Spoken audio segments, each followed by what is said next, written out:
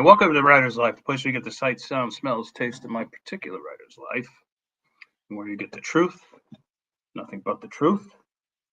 So help me God. Subscribe if you haven't already. Punch the like button. Tap the bell for notifications so you don't miss out on one single exciting video. And how exciting they are! Yes. Yes, and go to vinzandrew.com. Get the newest, latest, and greatest. Deranged Fan is ready to go. It's in the system. I'm just waiting for it takes forever now to have Amazon free to review your book. I don't know why. I think they're down to like 5 people or something like that. Yeah, there's all kinds of wacko things happening at Amazon. Well, let's talk about it. Everybody, I have the best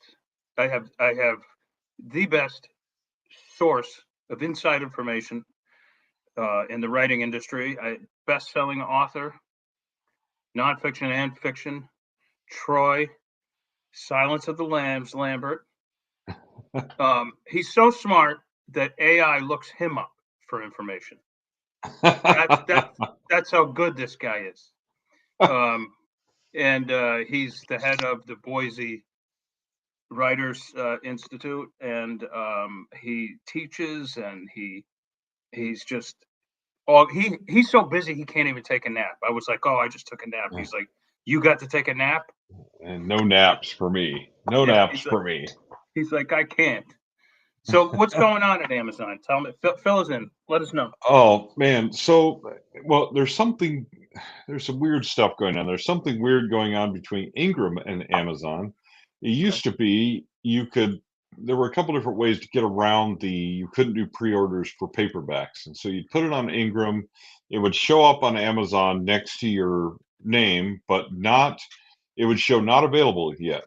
And then on your release day, it would show up being available. Well, now those books from Ingram are almost hidden. So now you really have to wait until your publication day, put up your Amazon paperback, because then we'd put up our Amazon paperback after that. It would take the place of the Ingram one and everything would be happy. Well, in the last couple of weeks, that isn't working. Well, probably the last month, maybe it hasn't been working. I don't know. We don't know exactly when it changed, but something about the algorithm changed. So now those Ingram books are buried. So you can't use that tactic anymore, which this is one of those discussions about strategies versus tactics. That was a tactic, and tactics inevitably Amazon does something they don't work anymore. So that's one of the things that happening. Their algorithm is doing some weird stuff with different romance categories. People are complaining about it. I don't know what's going on over there, but this is just so that and the stuff that happened at Find Away Voices, which we'll get to, are both things are just driving people more to this direct sales from your website. They're going away from Amazon. There's too much playing around going, and we don't know what's happening. And there's no way to fix it. Like Amazon, there's just no way to fix it. So they don't care what we think. And, no, they don't. They don't have to. No. I do notice, like I had since January and most of February, sales were way up and then suddenly dropped off a cliff just a couple of days ago. And even the Vella monthly bonus went back to that norm, what it has been all year. Yeah, to good. After getting a really nice bonus last month. So I don't know. Yeah, and there's some things that say that they're trying to really crack down and figure out the whole AI thing. And so that's part of why it's taking longer to get things approved. I don't know if that's true or not, because there's no real evidence for that, like as far as real evidence. But I know that they've cut their workforce down. Yes. So I don't know what's happening with that either. What I do know is that books used to be Amazon's driver way back in the day. We're the reason that Amazon started. But books are not. That's not their bread and butter anymore. It's their own products. It's their own stuff, and so we're not at the top of that heap anymore. So Amazon's paying less and less attention to us as authors, and I guess that's fine, but it's kind of irritating. But that just means we have to move on to other options. So right. And what would be the best, aside from direct sales, which we're all doing anyway, from a, like, what other publishing platform would be, say, second best from Amazon, So in your there's opinion? things like for physical books like bookshop.org, which really helps support indie bookstores as well. That's a really great option. And you can get in there through publishing your print stuff through like Lulu and other sources like that. So, I mean, it's just a matter of finding other aggregators. The problem is right now, Amazon is still the majority of book sales. They're not as high as Right, they used to be, but they're still the majority.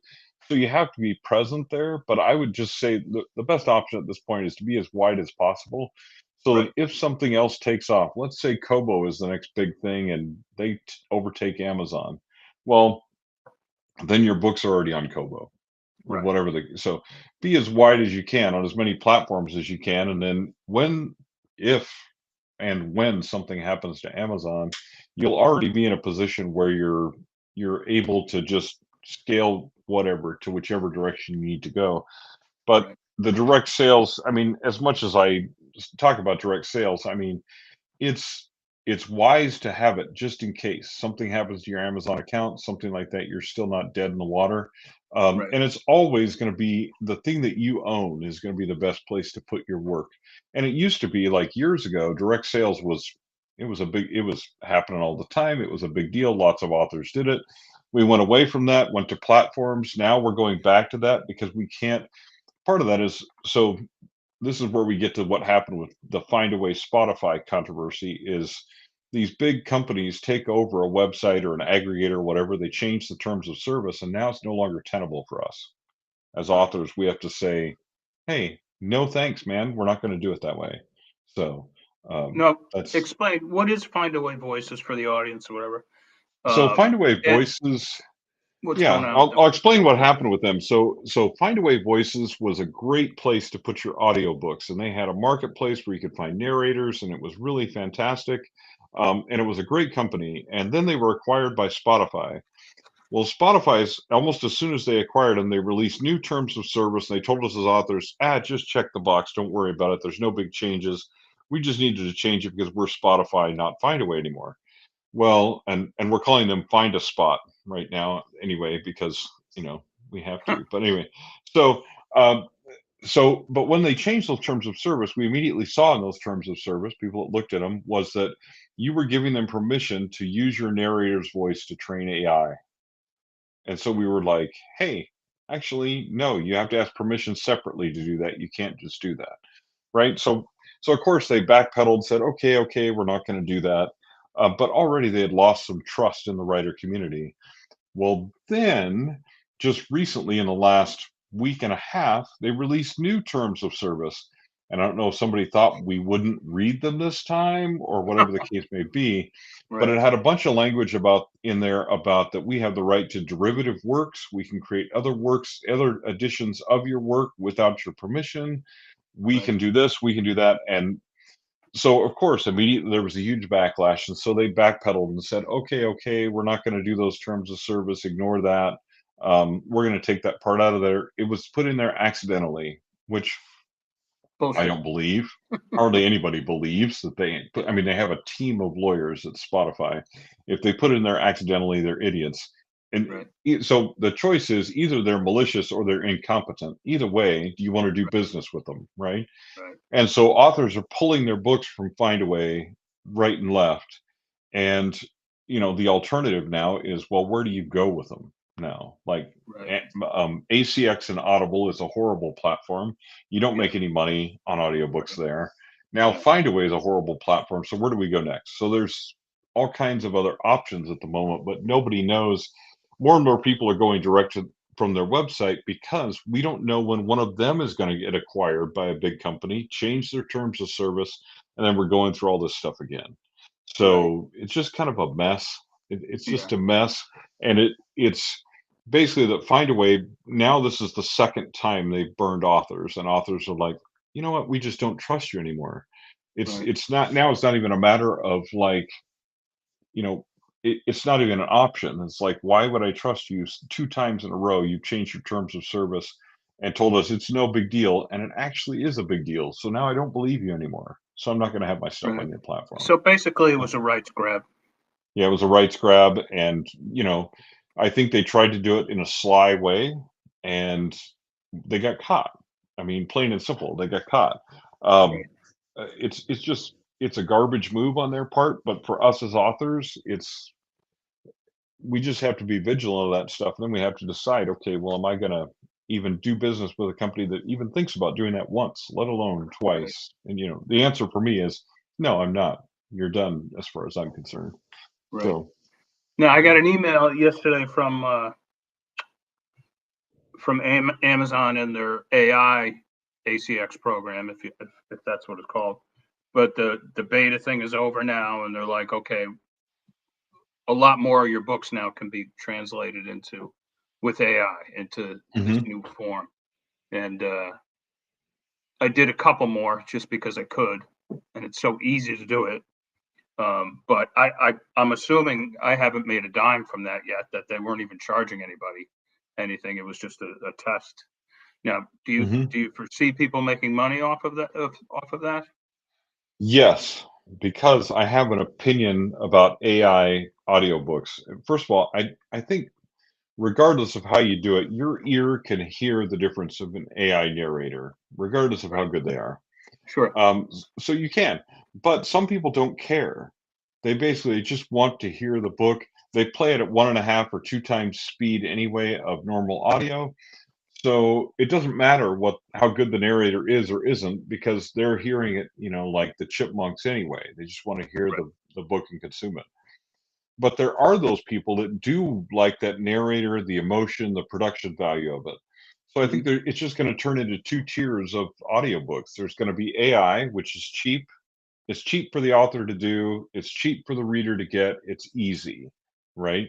And then there's Right. going to be the next tier up is going to be the produced audiobook. We have a good narrator, we have emotion, we have all those kind of things involved in it, and it's really high quality, right? And so I'm just going to pay more for high quality. So it's just like either getting an ebook or a paperback or a hardcover. There's just going to be different levels of audiobooks, and people are going to pay for what they really want from them. Me personally, I don't want to listen to an AI audiobook. Now, I will No. produce them for those people that do want Right. to hear AI audiobooks, but I'm not going to buy AI audiobook because if I'm going to buy an audiobook, I like the narrator to be good. Right. I like to, Right. it's a different experience than reading. Absolutely. But, yeah, I think both will have a place in the market. I think it's worthwhile to look at how that AI voice is trained and whether that's ethical or not, whether you're okay with that as an author or not. The Right. way Amazon is doing it and the way Google is doing it, I'm fine with it. The way Apple is doing it, actually, I'm fine with that too. Um, you know, but anyway, but I think there'll just be a couple tiers of audiobooks and people will pay for what they want. Yeah, I notice. I mean, if I have, I see. I don't read the terms of service. That's the way I am. Right. Yeah. So I get smoked more often than someone who has a brain like you will. But Well, no, see, I don't read them usually either. I have friends of mine that used to be lawyers that are now novelists that read right. all those things, and so I rely on them. Oh, good. When I get Yeah. an email that says that they changed, I wait until one Right. of those people tells me what's actually happening. I'm not going to read those terms of service. I'm going to let a lawyer read them who knows what he's doing Right. because there's a couple clauses in the findaway ones that are problematic that I wouldn't have necessarily spotted it, but when a lawyer points it out to me, I go, "Oh yeah, that doesn't sound like a great thing to That's an me." issue. You Right. know, but Right. I don't know enough about the law, and I don't want to be a lawyer, so I don't know Right. enough about the law to read them myself, but I have smart people around me who read them and who tell me what's important in there about what I need to pay attention to. Yeah. Um, but yeah, but a lot of times, I mean, the dilemma as an author is if you disagree with the terms of service, like if I disagree with Findaway's terms of service, I have one choice to pull my books from Findaway. If I continue to use them, I agree to the terms of service. So it's like Amazon's terms of service. Like I'm not a huge fan of all of their terms of service, but it doesn't matter. My books need to be on Amazon because that's where I make money. Right. So Exactly. I can disagree if I want. I'm like, I used to work at Apple, and people would be like, "Do I have to agree to these terms of service?" I'm like, "Only if you want your phone to work." You Right. know, Yeah. you Yeah. you don't have Up to to, you. but Yeah. your phone's not gonna work if you don't. You can't use your phone if you don't agree to the terms of service because it's an Apple phone, right? Right. So you can read them, and that's a good idea to understand what's in there. But in some cases, if this is the platform you're on, like I have audiobooks on ACX, I do not like their terms of service. I'd love to pull them from them. But the Right. only way I can do that is to buy out the contract. It's gonna cost me a couple $1,000 a piece. I have Yeah. 18 audiobooks on there. I Sure. don't have $36,000 to spend on that I think I will get back by selling those audiobooks somewhere else. Yeah. Right. It's not gonna But happen. I guess what I was asking you was, can I, with the new AI audiobooks, can I have a book on audio, AI audio on Amazon, and can I do Google at the same time? I think so. Last time I checked, the terms of service aren't exclusive because the Google edition is actually a different edition. The other way you can get around it is so this is what I may do with some of the books I have that are stuck in ACX, is you create an audiobook script. So it's not just someone reading the book, it's an actual separate script of the book that's different Oh, in the content. that's And then that's you're excellent. releasing a completely different edition. So I'm like, I'm not putting the Amazon, the ACX one that has to be exclusive somewhere else. I'm not Right. doing that. I'm putting a new edition that has an entire script. So I think that's another way that audiobooks are going to differentiate is because honestly, you should have an audiobook script because an audiobook, the way you listen is different than what you read. Right. So you say, okay, if somebody just wants the words, here's the AI reading it, or here's a narrator reading it. But in reality, the best audiobook is going to be a separate script, almost like a movie script, and it's Right. going to be read differently than the actual book reads. Okay. So, you know, but yeah, I Excellent. think you can do both as far as I know. All right. Yeah, I'm going to try it. But it's an excellent segue. I want to Yeah. touch upon something we haven't spoken about yet. Now, I assume, and you would know this because of the Boise or the Idaho Yeah. Writers Institute. Um, Yep. where is the Hollywood writers strike at? Is it over or So it's over for now. And there were concessions on the part of the studios as far as related to AI use in creating movies, creating scripts, things like that, which, I mean, in some ways, those concessions are very much future concessions because AI sucks at those things anyway right now. You right? know, it's getting better, but it's not great at those things anyway. So it's kind of like it's future proofing stuff for the writers, but I think it probably will come to head again within the next 5 years or so. There's going to be there'll be probably another strike, or there's going to be at least some other negotiations around AI use and how the studios use different things because you can at least at the moment it's so easy to clone your voice with AI and then use your voice for different things. Well, because you can clone it, that also means somebody else can clone it. Like Right. in my case, I have dozens and dozens of YouTube videos out there, right? So for somebody to clone my voice, they have lots of samples Sure. that, that and there's nothing I can do about that unless I take all of those YouTube videos down. You know what I mean? It's just not going to happen. No. So there's going to be some controversy about, because there's already been some deep fakes and, it's got the actor's voice on there. It's got their face on there. It's not really them, but somebody created Right. it with AI. If they're talented enough, it looks pretty damn good. Yeah. So I think there's going to be some controversy around that because I think it has to be tempting for a studio to go, well, we have Arnold's likeness and his voice, back from Commando, and so why don't we just make another young Arnold film? We Right. don't need Arnold. We just need the footage of young Arnold, you Right. know. Right. They So kind of did that with the new Indiana Jones. They yeah, utilized some a AI. lot of CG, a lot of AI, and that Right. stuff's only going to get better. And so I think for now, Hollywood has calmed down. Things are working again. The actors and the writers are back to working, but I think it's an uneasy piece is what I would call it at the Right. moment. Right. So The last. I assume a lot of writers are still selling their books to Hollywood, still selling their options. But what my agent tells me is like a lot of people are willing to take zero money for the options, um, mhm. which is becoming more and more the norm. I'm not doing that. No, You no. know, like if It's that's where it's at, like then like I'm not even going to play the reindeer game. no. It's that I think that's a stupid move for to give anybody the option for your book, for your intellectual property without money in hand. And the reason Right, is if they have the option, you don't have the option. And there's so many right, small and indie studios upcoming and new streaming services popping up all the time that right. letting somebody else hold your rights without money in hand, I think is really dumb because Yeah, then you can't there's no way you can sell it again to someone else. That's what the option means. And you sure. can't Yeah, get your option back because you're not going to be able to get out of that contract. right, So I wouldn't sell that to a studio without money, kind of regardless of what the market looks like. I don't care if that's the current market or not. right. If you And want one of my significant books, money. yeah, and significant money because you're tying up a part of my intellectual property for a length of time that if Right, somebody else came along and they had a few $1,000,000 to throw at it, that would be way better than $0 thrown right. at it. So I'd want at least if you're going to hold my rights for 4 years, I want a quarter of $1,000,000. Sure. That's Just kind of my and minimum, you right. know. That's what about Um, $25,000 a year if they renew yeah. it, something like that. I mean, Yeah. yeah. I mean, something like that to the fact of like if you just want to hold the option. Now, if you're going to take the option and you're also going to offer somewhere in there a guarantee of like by this time this movie will be made. Right. Okay, that's different, but they don't usually offer that. They usually just say we're going to take the option, to make it, but we may or may not do it. A friend of mine had his optioned a few different times, which was fine in some ways because he made the money each time. He's like, yeah, the check cleared each time that they optioned it, right? But it Good. never got made. Right. But that's So normal.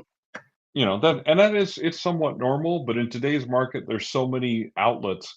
If Netflix doesn't want it, maybe Amazon does, maybe Apple wants it, maybe one of these other studios wants it. And so you have so many options, it's hard to say. You're not just going to CBS, NBC, and maybe one other ABC or whatever, and that's all Right. your options are. You got a ton of different options out there. So Oh my God. it's hard to say. It would be really hard for me to give it to one person without any money changing hands and saying, "Yeah, you got it for the next 4 years. Do what you want with it. If you don't do anything, I'll just take it back at the end of 4 years." Nah, Yeah. I Yeah. wouldn't be in for that at all. Yeah. Interesting because the only one at present I know who is actively involved with the option thing and actually making good money from it is Ben Sobiek through ironically through Wattpad. Mhm. Wattpad acted Wattpad acted as almost like he doesn't have an agent, but Wattpad Yeah. acted as like his agent with a story, just not even a novel, but with a story. And it was optioned about 3 years ago, and they've renewed the option every 3 years. And he's like, dude, it's like great money and it's free. Yeah. It's Like, great money, I was like, get and, me in like, there.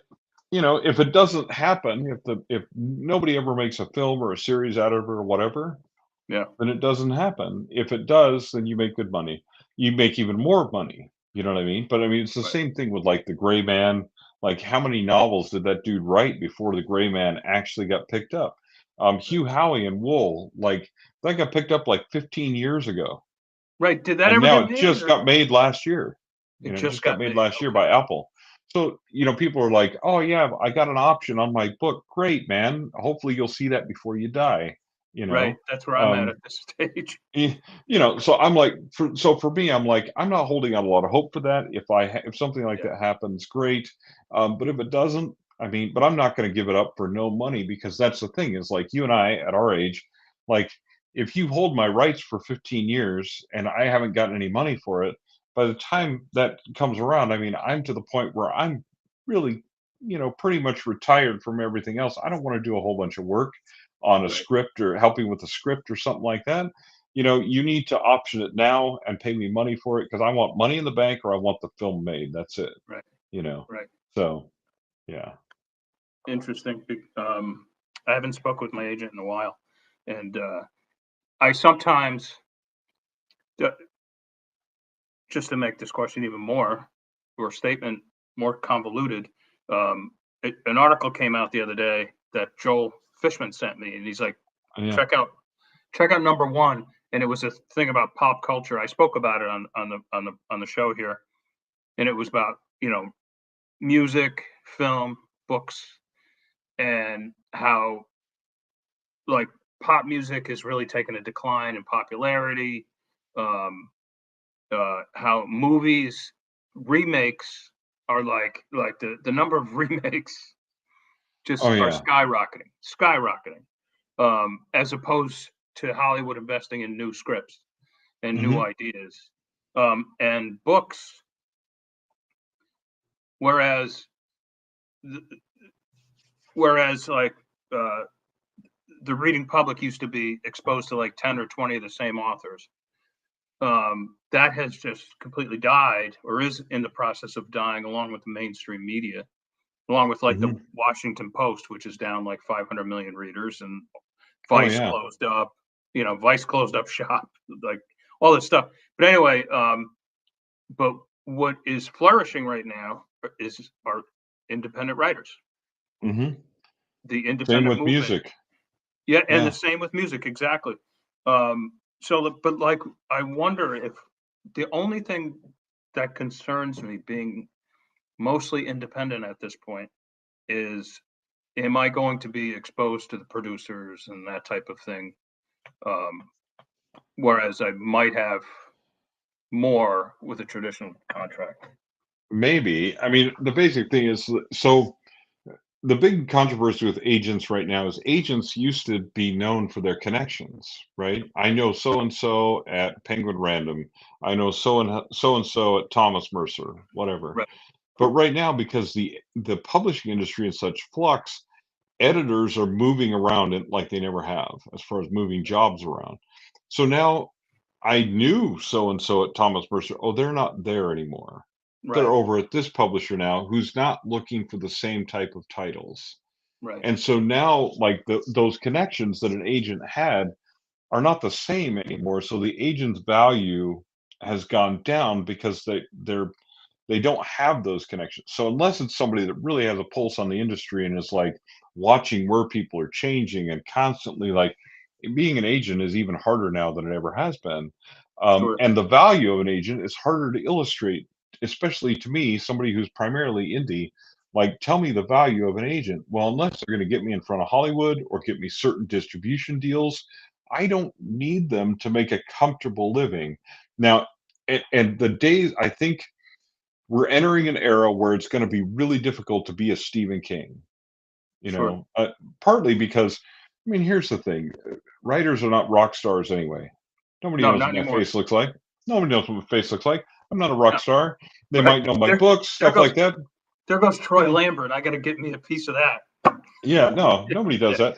I mean, I tell people, most people, like, if R.L. Stein walked behind me into my frame, he'd be like, "Who's that old guy in your office?" No You idea. wouldn't know who he was. Nobody would know what he looked like because we're not Right, rock stars. right, So the days of Stephen King and Dean Koontz and stuff like that, people that are authors that are household names, right. well, it's not completely gone, but it's definitely those numbers have gone down. Sure, But people will follow an author. A group of people will follow an author, and you can make a living with 1,000 dedicated fans. sure. You're Yep, good. And yep. so, and that means, when people say, "Oh, have I read anything you wrote?" I'm like, "What do you read?" Right. Like, In fact, how would I know if you read right, that or not?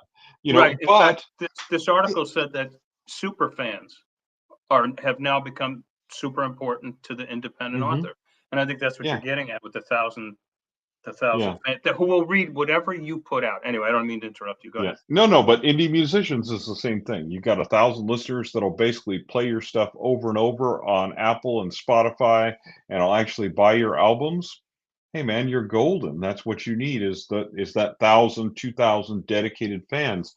Right, Now, you can have breakout years where all of a sudden this guy goes from 2,000 fans to all of a sudden he's playing huge venues. right. But that's the exception to the rule. Most of them are just playing little gigs, traveling around the country, releasing their Yep, albums, yep, and they've got a faithful following of people that listen to their music, yep. and it works for them. It's the same thing with authors. When you release your books, there you got a dedicated group of fans that buys them. Now, and Right, whether they're buying them direct from your website or Barnes and Noble or Amazon or wherever they're buying them, and it doesn't really Right. matter to you as long as they're buying your books. Right. And if you can get them, buying them direct from you, yeah, you're going to make a little bit more money, but Right. you're still not going to be a rock star. You know, Right. I mean, Right. you can be eventually. It's possible, but Mhm. those are always the exception to the rule. The truth is, most of us are going to make a comfortable living as a mid-list author, and a few people are going to know who we are. They're going to recognize us from whatever different things that we do, Right. and that's going to be it. And I'm perfectly Right. comfortable with that. Sure. But And I there think are those people. even then you have to be prolific. Oh yeah, you have to be prolific. And the other thing is like you just have to sometimes it's luck. Like you can be a mid-list comfortable author and have a decent group of fans that follows you, but for you to go viral and all of a sudden have tens of thousands of fans that are following you, well, a certain amount of that is luck, and you can't Sure pay is. the rent with luck. You Right. can pay the rent with that faithful work that you put in, take care of your readers, market to Yep. your groups, Right. stuff like that. And then if you do get lucky and you go big, hey, great, man, congratulations. If you don't, hey, you know what? I'm still doing what I love for a living. So, Exactly. you know, Exactly. It's funny because there's a small clip. David Duchovny did a small clip, or there was a small clip of David Duchovny on YouTube, I should say. Um, and he's talking about Californication, which was one of my favorite shows, right? yeah, And and it, because it was all about a writer who was essentially a rock star, right? And he even yeah, lived a rock star life. Um, Kind of a failing writer, but still, yeah, like he was like still. this rock star, and he had a bestseller, and it was made into a shitty movie and whatever. But anyway, the company says like Tom Capanos, he's like, well, first of all, Californication is a fantasy. Hmm. It was creating something that doesn't exist, and Tom Capanos purposely set out to create this character that will never exist anymore, and that is the Hmm. writer is a rock star, and then he said that's when he said like he's like, oh, there goes a writer, like I got to get me some of that, like he's like it Yeah. just doesn't exist, No. And there's no more Truman Capotes, and there's no more of this kind well, of this thing, is one thing that I can say, and we should almost do a whole show on this at some point, is Yeah, we need to redefine author success. When I'm teaching authors, one of the things I please do do. all the time is ask them what are their goals and what do they want from this writing career? Because I'm like, your approach is different depending upon what you want. But Right, the truth of the matter is, like, there are a lot of companies, a lot of people out there selling a dream that is either really hard to attain or doesn't exist anymore. And right. all these young writers are like, yeah, that's going to be. I talked to one at a conference last weekend, and he's like, my second book comes out next year, so I'm going to be way more famous then than I am now. And I'm like, hey, good on you, bud, for the confidence that you Right, have in that.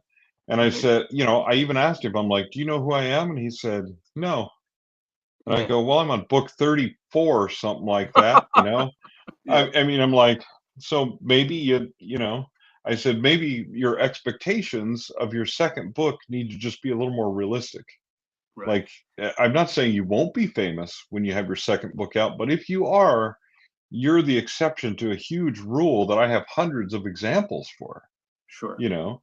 So, Absolutely. I mean, this is just one of those things. It's like, we need to reset authors' expectations of what it means to be a successful author, Right. with a more realistic goal of saying, "Hey, you can be a mid-lister, you can make a living. It's that all that's possible."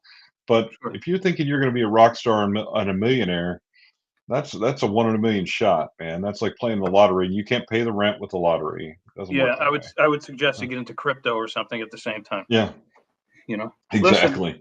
on that note, I know you're very busy and you have a lot going on. Where do you want people to go to find you, Troy? Hey, find me at troylambertwrites.com. A lot more of my books are going to be direct there relatively soon, but hey, you can also Google me. I'm all over the Googles, so you can find me everywhere. All So, right, brother. Will I catch you next month? I'll be in Italy, and absolutely. we could do it from there. Maybe I can go outside at a cafe table and really There you play it up. go. You betcha. And All right, man. somebody will steal my computer right off the table. I'm like, Probably yeah, so. Probably yeah. so.